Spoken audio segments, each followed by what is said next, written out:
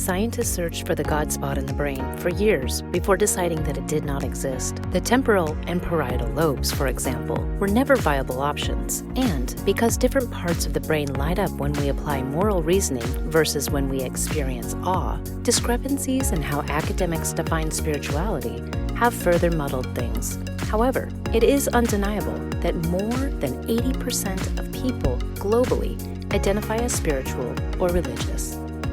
A group of researchers has recently discovered the location of spirituality in the brain using a technique known as lesion network mapping. The researchers report in their study, published in Biological Psychiatry, that they have discovered a distinct brain circuit for spirituality in the periaqueductal gray PAG.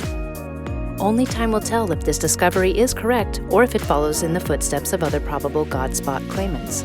Spirituality, on the other hand, which can be characterized as a sense of being connected to something higher than oneself, is worth investigating. Many of the spiritual components, such as connection, awe, empathy, altruism, and compassion, are also strongly linked to pleasure in the research. The researchers employed a strategy that has a long history in neuroscience to find out what certain sections of the brain perform for this study. They analyzed the location of lesions in the brain to figure out their individual functions.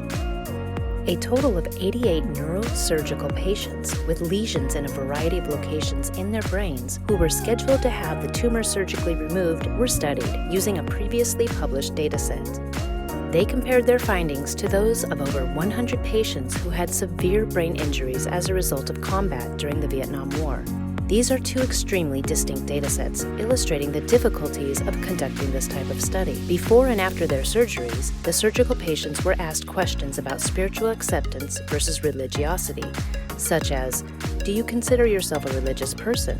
As a result of the patients' responses, 30 of the 88 had a decline in self-reported spiritual belief before and after their neurosurgeries to remove brain tumors. 29 had an increase, and 29 had no change. This self-reported spirituality was linked to a specific brain circuit in the PAG, according to the researchers. The researchers discovered both positive and negative nodes in the PAG circuit, which was particularly interesting.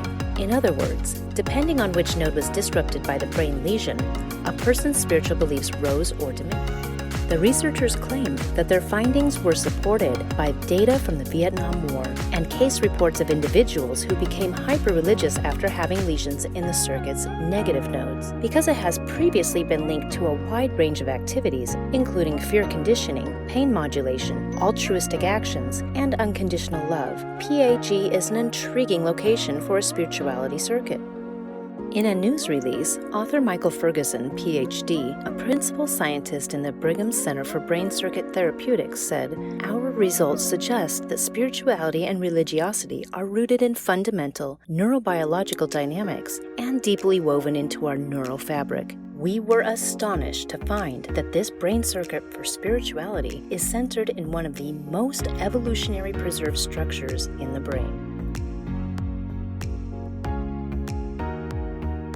It has been previously argued that religion and/or spirituality have an evolutionary benefit. According to a 2009 article by Professor Jordan Grafman of the National Institute of Neurological Disorders and Stroke in the United States, religious belief and behavior are a hallmark of human life, with no accepted animal equivalent, and found in all cultures.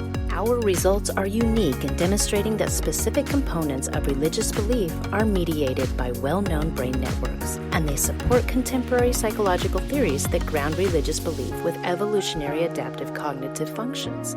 There are a few different types of theories about why spirituality might be beneficial to evolution. First, religious beliefs may provide solace to those who are suffering, allowing them to survive while others have given up. Second, spirituality in general, and religion in particular, are byproducts of our brain's primary function, creating meaning.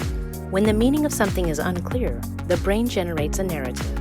For people who consider themselves spiritual, however, such arguments either indicate that their experiences aren't genuine or just irrelevant.